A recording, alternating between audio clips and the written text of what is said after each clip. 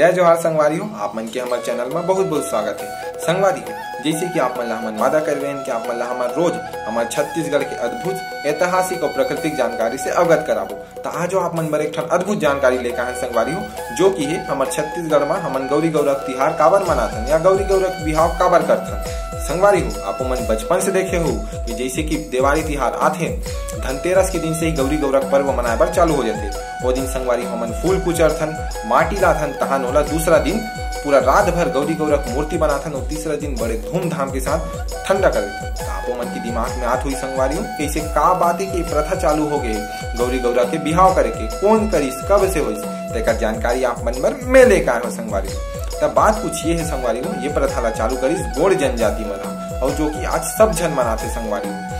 तो संगवारी हुई प्रथा चालू करे के मुख्य कारण यही से कि गांव में सुख समृद्धि आए, गांव में सब स्वस्थ रहे और मुख्य रूप से फसल बहुत अच्छा होए हर वर्ष।